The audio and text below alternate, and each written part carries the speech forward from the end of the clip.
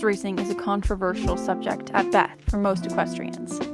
There are a ton of problems, from gambling to drug abuse to high death tolls, that plague the sport. But everybody loves an off-the-track thoroughbred, and in our rightful search for a more horse-friendly world, racing needs to be analyzed very carefully. Does it need to be thrown out altogether? Or are there ethical and practical shifts that we can take to make this billion-dollar industry one that prioritizes horses first? I'm your host, Laurel, and today I'm sitting down with Shelby Dennis of Milestone Equestrian to discuss just that. Shelby is a positive reinforcement, LIMA-based trainer and Certified Equine Behavior Consultant, and she has a lot of knowledge from her personal experience in the world of horse racing that she's been kind enough to share with us today. So, Shelby, welcome to the All Natural Horse Podcast. Thank you so much for being on. Thank you so much for inviting me on. I'm excited.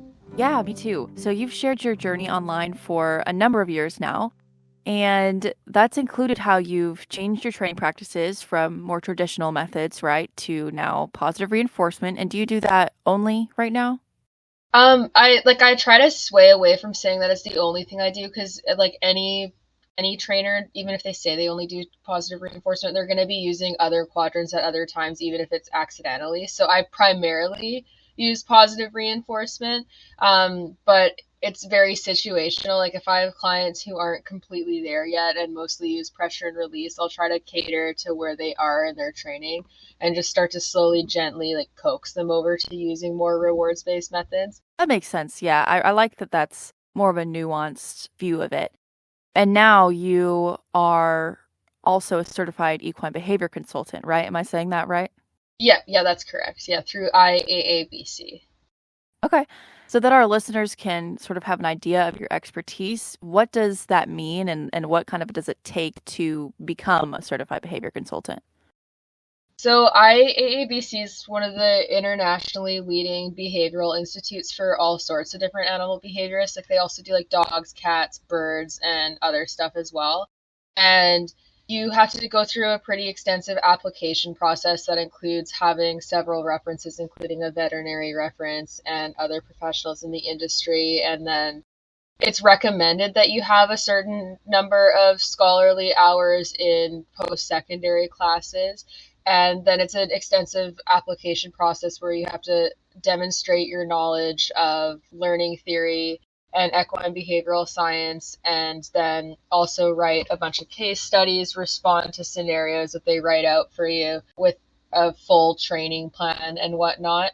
So for me, I did that application process after doing probably like 6 full course credits through the University of Guelph's Equine Sciences program. And then also I've done a lot of my own field studies on my own and also under other equine behavioral professionals who I've gotten to work alongside and talk to and kind of pick their brains. So I've kind of had a mixture of like hands-on experience in the field in addition to working in a less structured, like non-school environment with other people who have gone through all of these programs and more. And then also the schooling with Guelph before getting the behavioral certification. Oh, that is a lot. How long did that take you? The application, I think they give you 90 days to do. Like I have ADHD, so I did like some of it initially, and then I finished most of it in like the last week of the application. So it was pretty time consuming, but like the case studies are long. So it was a lot of work. It was a big undertaking. I'm glad it's done now. Yeah. And you were an exercise rider for racehorses for a number of years, right? Do you still do that? Yeah, no, I don't do it anymore. I think the last time I did was in like 2021 or so. Yeah, I think 2021. Okay, so you're sort of in a unique position to speak on the issues surrounding racing, and you have probably a lot more insight into it than the average person. So I'm interested to hear how your experience as a behavior consultant is going to provide some retroactive insight into that experience that you had as an exercise rider, as well as in just racing in general. Yeah, I think that my approach is different than what like people outside of the industry. It's a lot easier to like fault everyone. Like what I noticed the most with racing in specific is that unlike the competitive show industry, you're way more likely to have people who just go, everyone in this industry is a horrible abuser who doesn't like horses. Whereas if you did that about like show jumpers or something, people wouldn't let it fly because they'd be like, that is cruel to label everyone that way. So like I've gotten to know a lot of people in the racing industry in depth and see like how their brains work and how they perceive what they're doing, in addition to being able to just look at how the horses are actually handled and how the experience is for the horses. So I like to think that I have like a more compassionate approach than what some people might. And I think my biggest bone to pick with the view of horse racing in general is that it tends to be one that's viewed through the lens of like, this is so much worse than any other horse discipline. Let's target this one and deflect from our own disciplines. And really, what I've noticed is basically the exact same problems are layered into every single competitive discipline ever where there's any money to be made. There's a lot of similarities and crossover. There's just certain issues that are more prevalent than others depending on the sport. So I think it's a human issue. Hmm. Yeah, I mean, that totally makes sense. And I once heard someone say that everyone's actions make sense to them, and no one's going to do something that they think is abusive to their horse in, by and large. Yeah, And yeah, I think we are sort of blind to the things that we like and the problems that can exist there. So, as we're talking for about sure. racing, by no means for our listeners am I saying that every other discipline is perfect and that racing is the only one with issues. But I personally take a bit of issue when people relate racing to something like Big Lick. I just don't see much comparison there. You know what I mean? No, I don't think they're like they both have extensive problems and corruption, but I really don't think like Big Lick is so much less regulated than racing. Like racing has a ton of problems, but at the bare minimum, we are very fortunate that they have the injury database and that all of the horses' works are regulated and there's so much publicly available published information to track horses' careers and like get a pretty good idea of what might have contributed to the problems that they end up having and like who they were with at any given time. Like there's just solely off of the amount of documented information on racehorses, there's a lot more accountability and you stand a better chance of like figuring out when a horse went missing, where they might be, if they just kind of drop off the map and whatnot. Plus, the injury database allows for more accountability, especially as we go forward and push for better welfare regulations, because it gives us a lot of documented information to research what the common denominators are for injuries and breakdowns and whatnot. So yeah, I don't think it's like I think the only real comparison that is there is that it's like, yeah, they both have problems and the horses suffer in both of them to a large extent, and that's really all I would see, because the problems as far as I'm concerned are quite different, other than maybe how much the horses spend in stalls. Yeah, I mean, that totally makes sense. Yeah. I don't see it. The Big Lick, you almost have to abuse a horse in order to do it. And that just doesn't seem to be the case in racing. Maybe the management is not ideal, but yeah. Yeah, I agree with that. I'd say Big Lick at its core, you're changing the natural gait of the horse to such an extent that like you have to do a lot of human centered, like the pads, the weights on the feet, like even just the hoof angles, without even factoring in how much the stacks actually weigh. Just the angle that the hoof has to be at.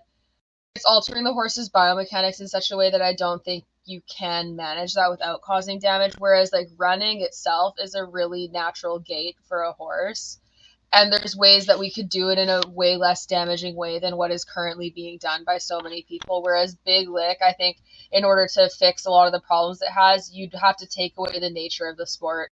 Yeah. So how did you get started as an exercise rider?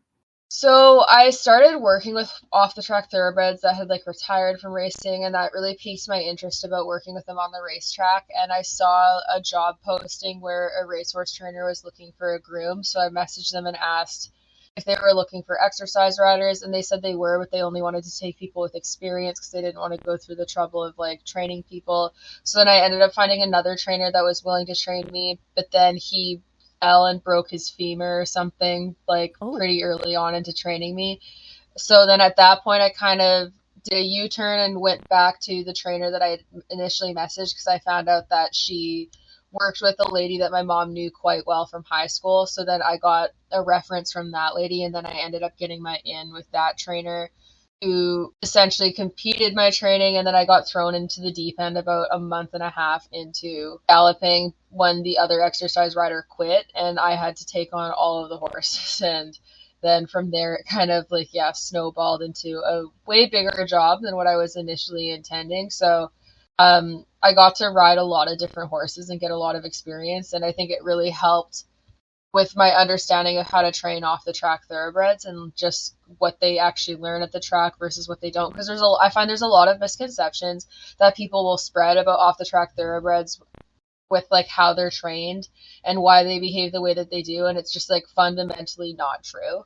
So working with them on the racetrack taught me how much of what I had learned about off the track thoroughbreds was actually just people kind of making their own stuff up after having had no experience with racehorses. So that was really helpful. I think that for the first while of me galloping, I honestly was quite sheltered from life at the racetrack because I was working at the farm. And the trainer that I worked with did things quite a bit differently than a lot of people do. So she kept a lot of her racehorses at the farm, and then they'd get hauled into town to go race. But then right after they'd race, they'd come back. So she was constantly rotating them off of the track in town so that they could come back to the farm and get turnout and live a more relaxing life.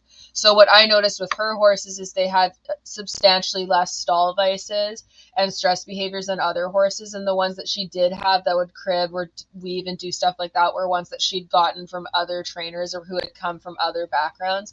So it was a good lesson because I got to see firsthand how much her style of training actually made a difference, even if it wasn't necessarily perfect, and there's always room for improvements. But it kind of sheltered me from how other people handle their racehorses. And then a few years into galloping, my trainer that I was working with started the process of like going into her retirement, and then I did start outsourcing and galloping for other people in town, and that was kind of where I seriously pulled back from wanting to gallop and stopped doing it as much because it was really not the greatest environment for me mentally, both because of the horses and also the people, because there's a lot of human problems there as well. So I'm really grateful that I had that first trainer as my influence in racing. Otherwise, I think my perspective of the industry as a whole would be way more negative than it is. But I saw how much people like her care and how the way that they do things and their open-mindedness does make a difference. So that was very beneficial.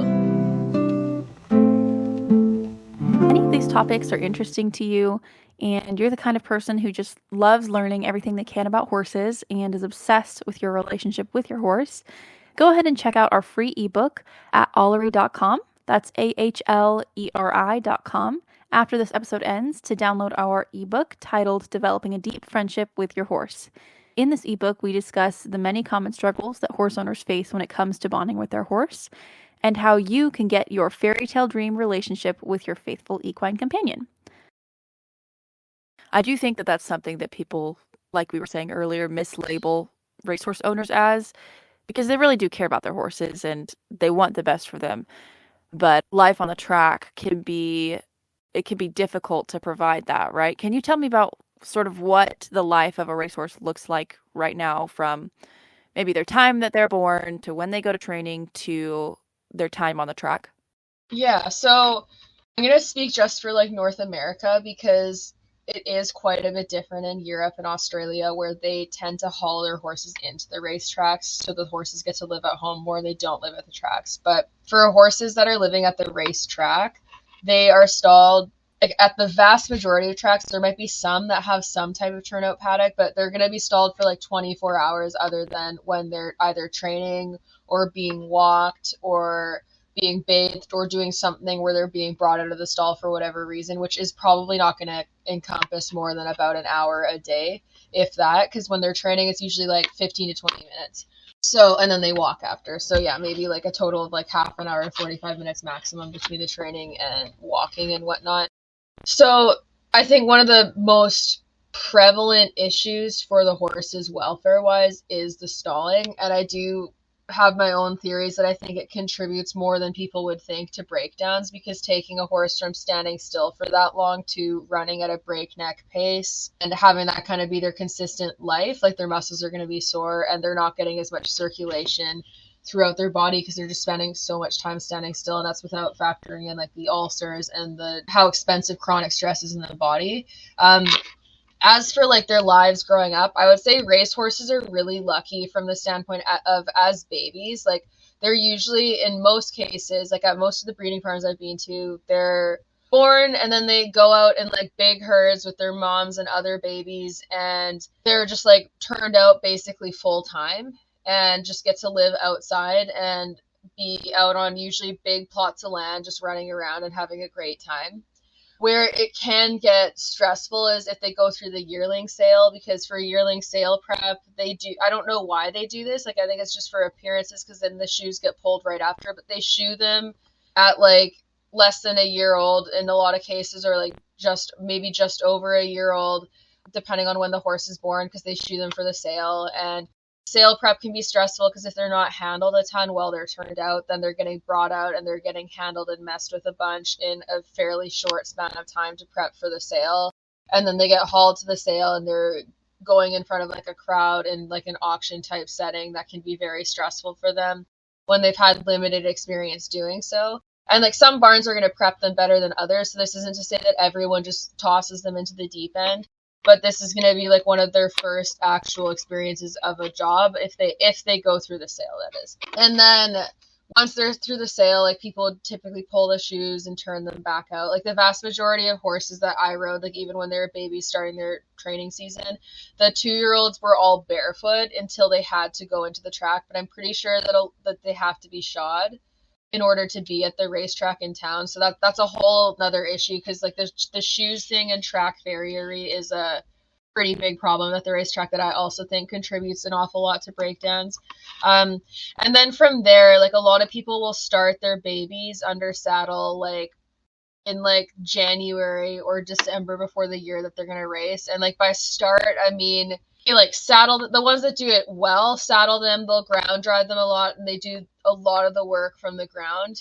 And then they will get people that like back them, usually really small, light people, and then kind of just like make sure that they can steer, that they're not going to bronc when someone's on them, and that they know very basic cues. And then they get tossed back out. And this is also a Canadian specific thing too, because like our weather makes it so that some people might start it earlier when they have access to like indoor arenas or don't have frozen ground. So then they get tossed out and they might come back into work like around February or early March, and then that's where they're going to be started out like going onto the actual racetrack. Since the trainer I worked for had a track at her place, like all of the babies stayed at her farm until like April or May, and then they'd start going into town to do like gate schooling and getting used to being at the track in town, but they mostly stayed at her place to really learn how to go around the track. So they do get started really young. The one thing I would say that like I think with the starting 2-year-olds aspect is it's very, very similar to how I see a lot of quarter horse trainers starting their horses, but the difference is that the race horses are ridden for way less time with way lighter tack and way lighter riders. So it's the speed that they're asked for is definitely more, but it's a little bit different. And the only reason I'm mentioning that caveat is because I find that a lot of the people in the Western discipline industries, there's a lot of people in those industries who are super anti-racing. And I think it's a bit hypocritical because we're comparing apples to oranges, where it's like they're doing the exact same thing. The only difference is that there's more weight on the horses, and then they also do things like doing sliding stops on 2-year-olds, which one of the things I learned at the racetrack is trainers freak out at you if you're on a baby and they stop suddenly when they're going fast. They lose their minds because it's really hard on their bodies and they're mad. And I personally think they need to bump the racing age to be older. I don't think that they need to be started that young. I don't think it's best for them.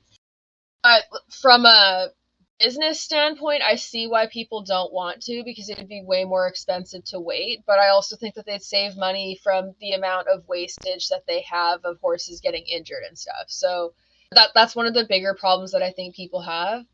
There are some studies that people will use to try to justify it and be like, oh, horses who have more starts at 2 tend to have longer racing careers. And that is true that there are those studies, but from where I stand, there's way too many variables that could be contributing to why certain horses stay sound. And it might not actually be related to their age. And also, with that said, you can get all of the benefits of bone remodeling in a young horse without actually riding. So you could start doing slow work with a baby and like taking them for walks, or even like ponying them and exercising them, like walk, trot, canter and stuff, but without packing weight of a rider and without going fast. So you could still get, like, it's not necessary to ride them. So I don't really agree with the people who try to use those studies to justify riding really young horses. And even for me doing it, like, I didn't agree with the fact that like 2-year-olds were racing and stuff, and it made me uncomfortable. But I kind of looked at it from a more harm reduction standpoint. Like, if I quit my job right then and left, like the babies would be getting ridden anyways. But a lot of the people who were at the track got more frustrated, and they'd be way more rough on them. And I'd also gotten to like handle a lot of these babies from the time they were born to the time that they were 2, and I had developed a relationship with them. So the idea of having someone else go in there and potentially be really nasty to them, and also likely who weighs more than me because I'm a pretty small person, I didn't like that. So I didn't completely agree with the process, but I looked at it from the perspective of, I know I can do this process better than what other people will. So that's also one of the bigger problems. But for me, I think the problems that I think need the most immediate change are like the turnout and the farriery at the track, because the hoof issues are horrendous. Mm. Yeah, and I do agree on your point of, how you mentioned that Western riders also tend to start their horses young. One other thing about it, though, is that racehorses, they're going in straight lines, very gentle curves, doing very natural movements. Of course, very, very hard work, no doubt. But they're not turning quickly, they're not doing small circles, they're not doing, like you said, sliding stops. So I guess it's hard to compare apples and oranges, but from a layman's perspective, has no, I don't have any skin in the game for either of these sports. From my perspective, it would seem that racing is almost more natural than something like cutting or reining with young horses. I think so too, and I think that the big difference between the two, which is why people think racing is more, is that since the horses are going so much faster, when something really bad does happen, it's happening right in the public in the middle of a race. Right. And it'll be catastrophic because of how fast they're going. Mm. Whereas in slower disciplines, a horse can injure itself really, really badly, and odds are they will still be able to walk out of the arena. Mm. And since it's none of that's tracked, if they just disappear from the show ring, the owner doesn't have to say anything. It's not going to be tracked that the horse injured itself in the show ring and be put into a database. So it's easier to hide it. So I think that the difference is that we're comparing like horses who are going slower and might get chronic and severe lamenesses that mean that they can't be ridden or that they have to retire really young, but it's not going to be as catastrophic as the racing. And I think that's the big difference that people have. And also, racing is such a gigantic industry that I think the other issue is just like the sheer volume of horses who get injured catastrophically in the public eye feels like a lot to people because of how often they see it. But that's without factoring in how publicized it is and how many horses there are. Like, I wish that all competitive show industries had to be as publicized as racing is, because people would get away with less. Like, the trainers at every single show discipline that we can think of, they wouldn't be able to get away with as freely engaging in abuse with absolutely no shame. And I mean, racehorse trainers do it too, and it's 100% a problem, but when you're under more of a microscope, your behavior changes accordingly. And I think it would be beneficial for all disciplines to kind of take a similar page out of racing's book from the standpoint of how publicized the databases and statistics are, and how filmed and highlighted their show days are where the horses are racing and whatnot. Like, it's all publicized. And even for training, like most racetracks, you can show up on any day of the week where horses are training and you can go watch their works, and you can see what people are doing actively in training. You can't just walk into any old training barn and do the same thing, and it means that you get to hide a lot of stuff. Right. So I think that that's also part of it. But no, I agree. Like, if I had a young horse that I had to like that, and like there, not that I would ever do this, but if it was like, you have to start this horse at 2 years old, pick what type of trainer you'd send it to and what type of program, I would send it to racing over like a Western program, because they're ridden for less time and it's straight lines and slow bends. And contrary to what a lot of people think about racehorses and how they're exercised, like, they're not galloping them flat out every time they're exercising. It's like loping them along, especially the babies. So that's also important. Like, I don't think a 2-year-old ever should be like worked where they're running really, really fast, and that's definitely something that they do. And I don't think any 2-year-old needs to be ridden either. But because of the nature of the sport right now, you basically are in a position where you kind of have to at least start your 2-year-olds and bring them to the track and like introduce them to that life. You can't break even. Like, you can't make money, you can't make a living. And I think that this is one of the really complex things that people don't realize, is that a lot of the people in racing were born into racing and have had families that have been involved in it a lot, and all of their skills are highly specific to that industry. And if they don't make it in that industry, and if they don't get work in that industry, and if they don't make a living in that industry, they don't really have any fallback plan that is easy to go to that'll help them provide for themselves in the way that they might be able to at the racetrack.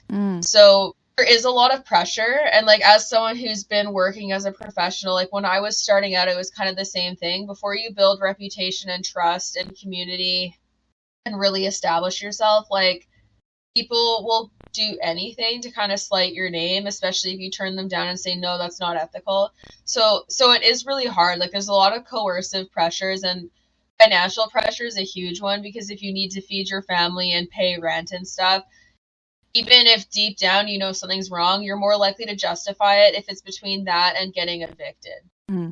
It's a difficult topic. Yeah. I think that what you mentioned about turnout is a really big thing for me, especially because my horse lives out 24/7 and I see only positives from that. Of course, I like to have a nuanced view. I know that some horses need stalls for whatever reason, but excess stalling 24 hours a day at the racetrack, that cannot be good in my mind. So can you talk about the ethical implications and kind of studies that exist around excess stalling and the effect that that has on racehorses? Oh, yeah. Oh, happily. Most of the studies on excess stalling are done on racehorses, because that's like the most prevalent industry where you see it to the volume that it is. And like, just from my experience, like I'll mention the studies too, but my experience anecdotally absolutely mirrors all of these studies, if not proves them to be even more of a problem than what the studies claim. Like, I have never seen more stall vices and stress behaviors in the stall than I have at the racetrack.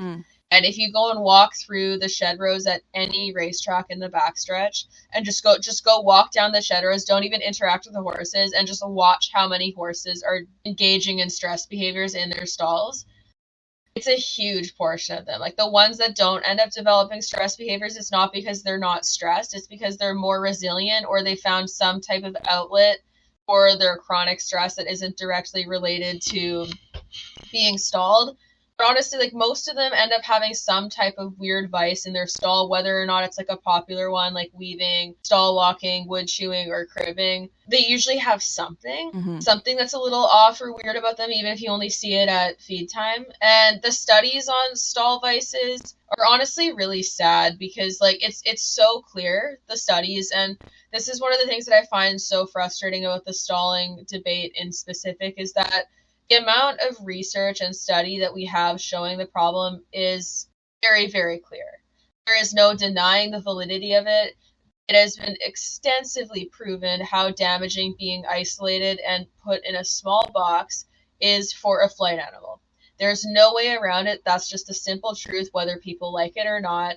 And I find a lot of people who keep their horses in these types of environments are so desperate to justify what they're doing that they are willing to ignore all of this really, like, this huge wealth of research that shows the issues, when really, like, there's not really any study out there, or, like, if there is, they're very, like, a very small number that shows any real benefit to excessive stalling like that. Like, and that's kind of also the lens that I look at through it from. If there's a ton of evidence of harm being caused, but no evidence of any real benefit at all, then it's like, why are we doing this the way that we're doing? So for me, from a welfare perspective, I think the stalling is one of the worst things that happens to the racehorses. And don't get me wrong, the breakdowns and the injuries and how some trainers just pawn off their injured horses, and like the level of wastage of horses who don't make it at the track and all that stuff, it's really terrible. But like, the vast majority of their life is comprised of just standing in that stall. And on top of that, they're surrounded by all of these other horses who are riddled with stress. And if any person who's a highly sensitive person has been in a room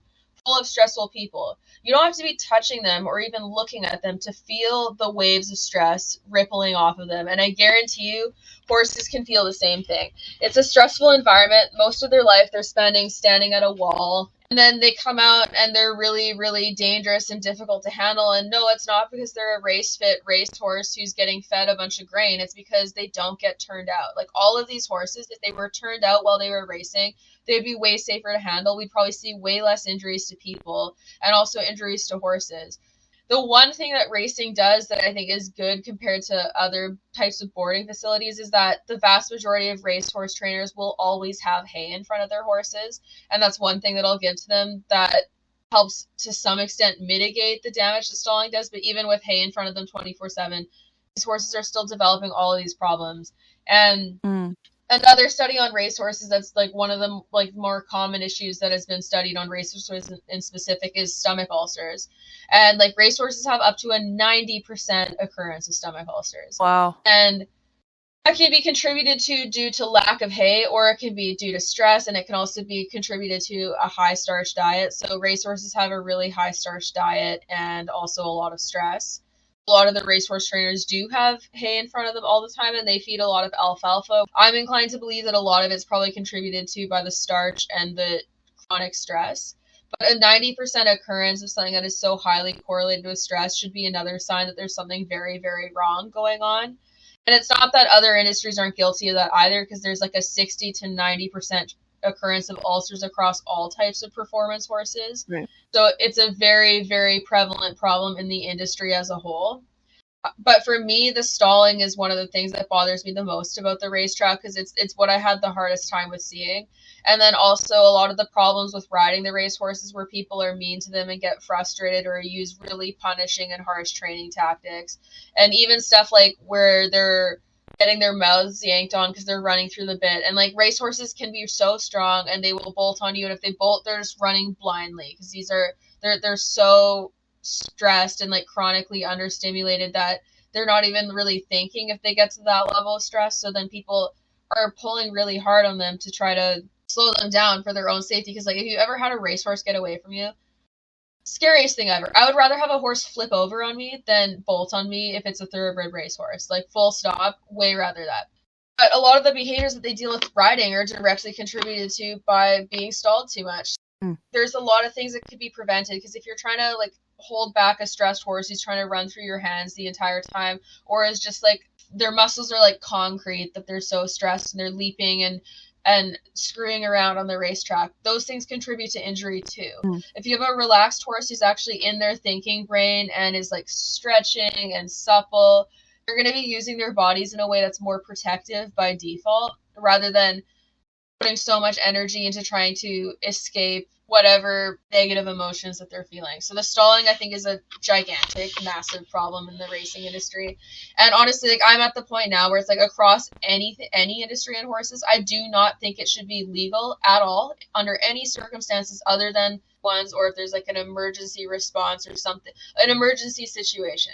I don't think it should be legal to keep any horse isolated and stalled 24/7, because they're a social herd animal. There's no reason to do that to a healthy horse, or during times where you're not in emergent situations. And tracks are such big, I mean, they're massive. I personally I see no reason why they can't, other than just aesthetic problems, use the center of the track, make a few paddocks, even for individual turnout, and have that be more of a norm. Oh, for sure. And they could. Like, I think the biggest thing is that they'd have to, like, yeah, reconfigure the tracks. I think they wouldn't want to use the center of the track because the horses would, like, freak out, which is kind of fair, but also the reason why they're freaking out is because they don't get outside. Like, if you actually provided them with that, like, the problem would solve itself. So all the problems that people are afraid of with turning their horses out because they're worried about them getting hurt or whatever, they're only there because the horses don't get out in the first place. But I think that they should just make all the stalls have in and out paddocks and just reconfigure the barns and kind of do it. Because right now they usually have like alleyways and shed rows, but if you essentially made a courtyard in the middle of each barn rather than having it be these laneways of stalls all in the same place and put in and out paddocks and just reconfigure the tracks, like there is space for it. At the vast majority of tracks I've been to, there's space for it. They just use a lot of the extra space to create pretty gardens for people and like fountains and monuments and viewing stands and all that type of stuff. And it's like stuff that's for the people who are attending the racetrack rather than the horses themselves. So like the space is there. And I do understand that like initially introducing these horses to turnout would be like a challenge to do, but it's not something that is like an insurmountable obstacle. Like you could get professional help to help these horses adjust to that type of lifestyle without having there be as high of a risk of injury, and it would end up helping people a lot long term and avoiding a lot of problems that are currently there. Yeah, I mean, even just like if it was an in and out thing, like you were saying, even just doubling the size of the amount of space they have every day until they are at the maximum, something like that. I mean, it seems so doable, and there's so much money at these racetracks that it's almost like, why aren't they solving this issue? Because I agree, like, I mean, you see with the stable vices thing, like, you see the same thing in like fur farms of foxes just spinning circles in their cages, and at some zoos of Mm-hmm. the animals just weaving back and forth. You see that, and you know that that's not natural and that's not right.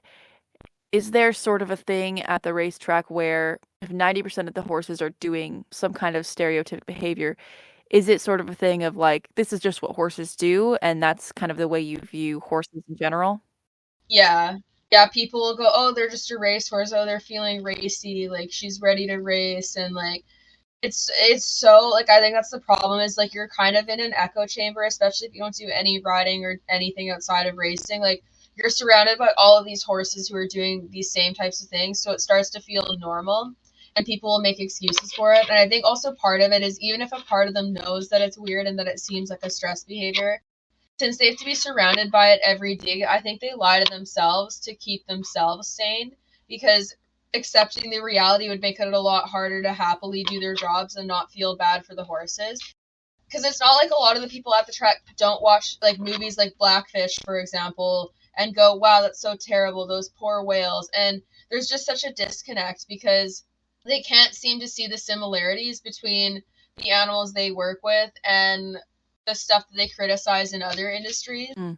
And yeah, I think that people feel like it's normal just because they see it so often and the behaviors are just so rampant that you're like, oh, like all racehorses do this, which is like, I mean, it's true. Like a lot of them do those behaviors, but it's not because they're racehorses. It's because they all have this collective shared trauma that is resulting in these stress behaviors. Yeah, cognitive dissonance is something that's so easy to slip into because nobody wants to think that the thing that they're doing is wrong. So that totally makes sense to me. Something recently that I've been really interested in is the idea of free choice and consent in movement, right? So you can put a horse on a walker, you can ride him around, you can even take him on a walk for 12 hours a day, and he'd be getting plenty of exercise like he would be in turnout. But the difference is that it's on the human's terms, right? And he can't run, he can't change directions, he can't stop when he wants to, he can't go run and buck.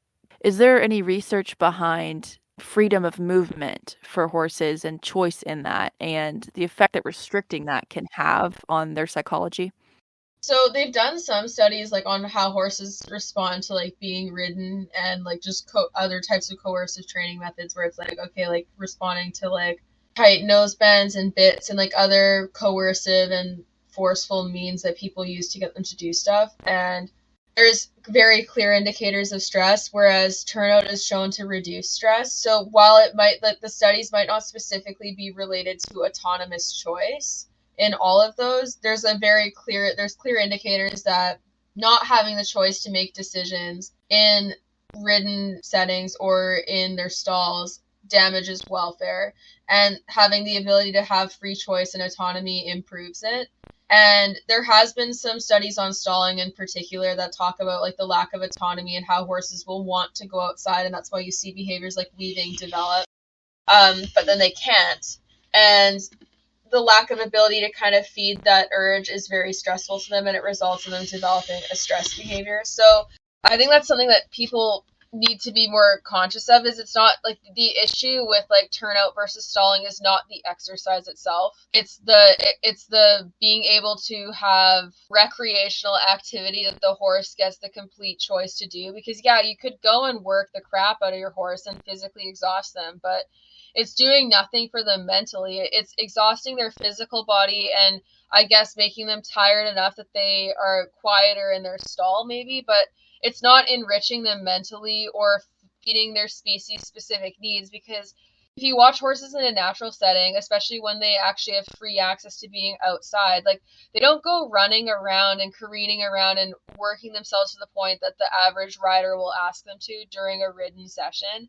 They'll have short bursts of activity, and then even when they're playing, it'll be like a burst of activity, and then there'll be some breaks, and then another burst of activity, and then some breaks. But overall, for their daily time budget, it comprises very little of the time spent. Most of their time is spent like meandering around, picking at grass, eating, sleeping, mutual grooming, but the overwhelming amount of time spent eating. So it's not like the turnout versus stalling issue is not one of exercise, and you can never make up for turnout by using manufactured exercise. Or even like I've seen people talk about, oh, I turn them out in the arena and they get to go run around, and it's like, okay, like that's better than nothing, I guess, because they're getting to burn off all of this pent up energy. But it's being done in a stressful way. It's being done because they have pent up energy in the first place that has resulted in needing to expel all this pent up stress. And it's not being done in a way that is like enriching and enjoyable to them. Like, even in that case, like, technically they have autonomy because they're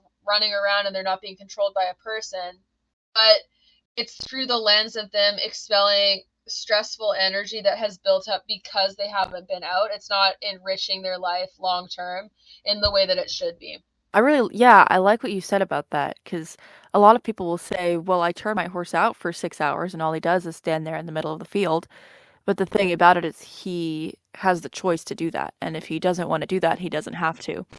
But also, when people say that, most of them board their horses, and it's like you're only at the barn for like an hour or so a day, maybe 2 hours. I'll even be generous and I'll give them 3 or 4 hours a day.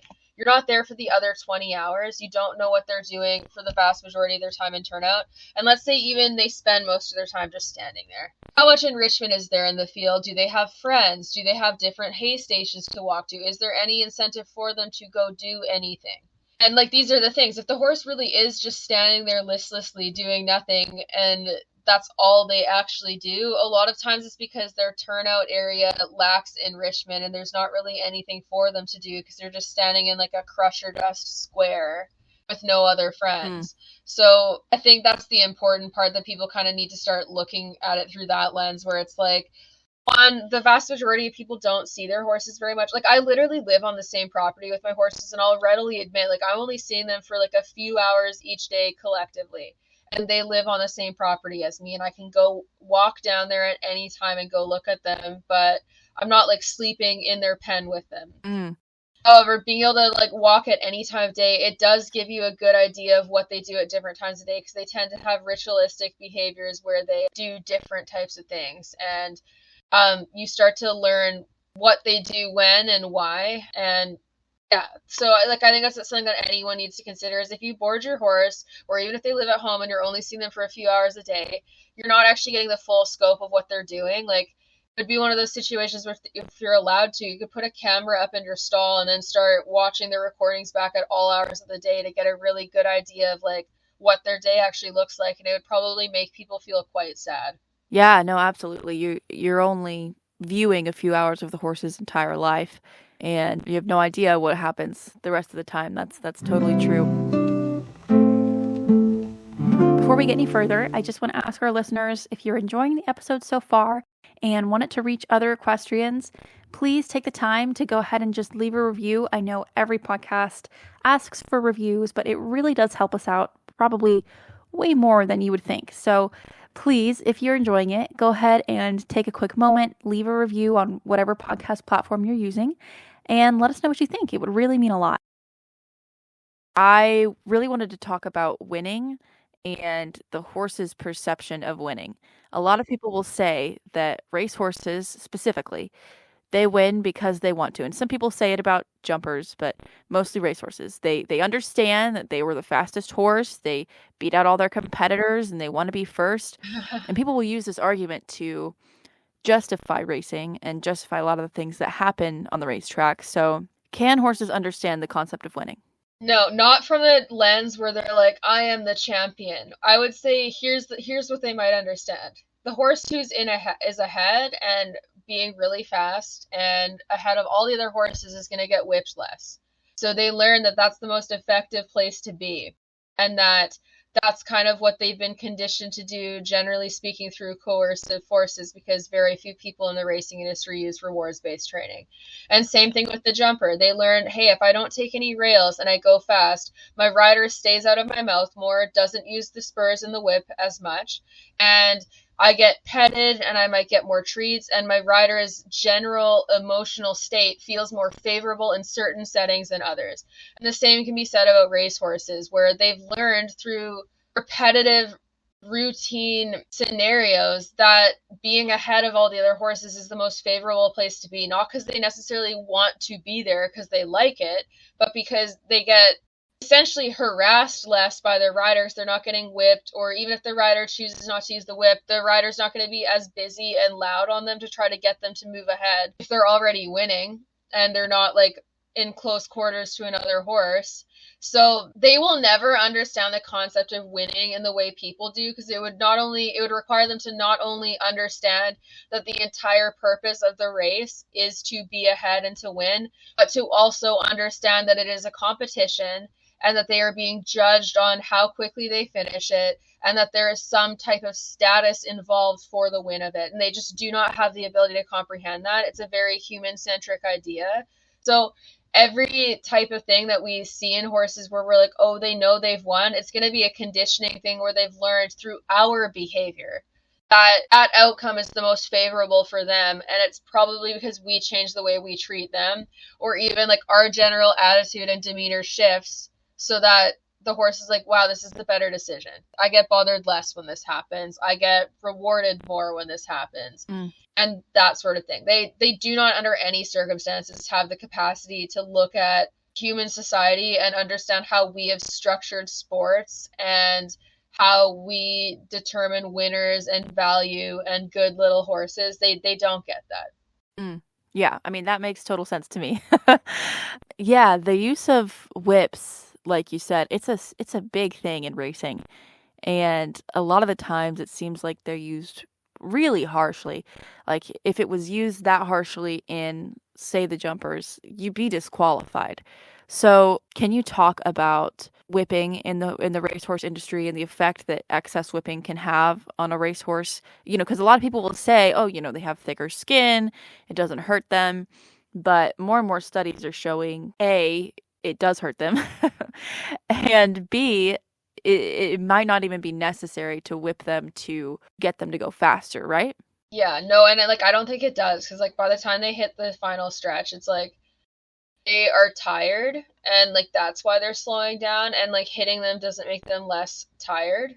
So I think it's kind of that the saying beating a dead horse. It's kind of like that, where you're flogging a tired horse, and you might be able to spike their adrenaline enough to get a little bit of speed, but I don't think there's enough evidence that whipping actually helps. It's not increasing motivation, and also if it does, it's increasing motivation because the horse is running away from the discomfort of the whip. Also, horses' skin is actually thinner than ours, so the thick skin argument is completely false. I don't think whipping increases speed. I think in terms of increasing speed and motivation, people could provide more incentive for the horses to actually want to finish first, rather than making it so that they're effectively running away from discomfort in order to cross the finish line.